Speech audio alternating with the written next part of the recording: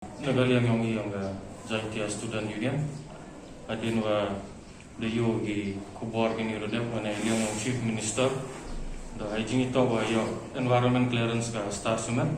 yung Chief Minister da dinayo ang state government ang jingkip wa lor ini wa gawi ga press release yung power minister forest minister James Sangma daw mo state government kam interference wa hygiene ito ga environment clearance tanggawin gua yo UTB adin wada yo MGW kar po na po NGT na po ga Ministry of Environment Forest yo hani de klamche gawa ga R100 which found R100 बनाव nya R1000 arpa which found बनाव R1000 arpawi neliang yung Chief Minister the pa uni jing thak jaga Ministry of Environment klamche go to Chief Minister yung arsab jingle yung open manu yok clearance ka star sumen te ineliang yung kepat yorok isen bahalang yo em po jaitia wacha kasih le orok obi wada man ge heni por rumah gam ni le nyok ya chen kepat yo ya neliang yung iwo tho juga NGT wo pili wo oposi gini ge jing clearance yang Ministry of Environment nei bha de yo che utok ba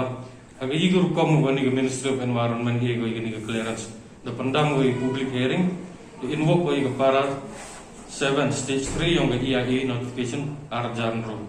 yani the kalam chi lembaga ni recommendation Chief Minister Pak Jita the penyo iga environment clearance the star semen the skowi le kwa appeal si perlok bobot ini yang gaja sudah dapat jing tho juga NGT was the Ministry of Environment Forest and Climate Change skowi ke para ini iga ke para 8 ke environment notification arjan ru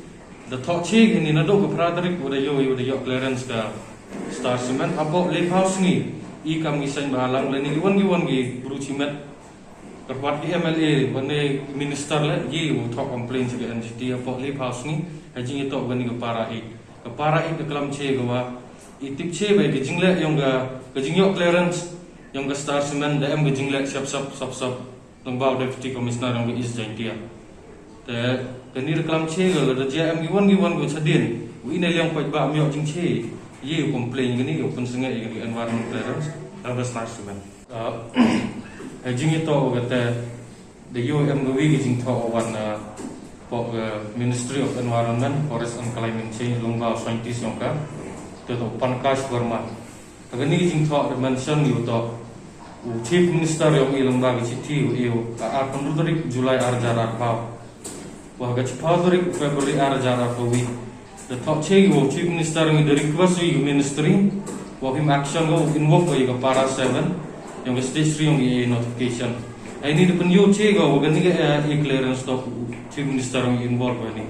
dan nete da ikam besen paramjur yo Chief Minister halor gi kan ori mong jing tibu common wa gani ga jik tho wan ni le Chief Minister jing tibu halor ni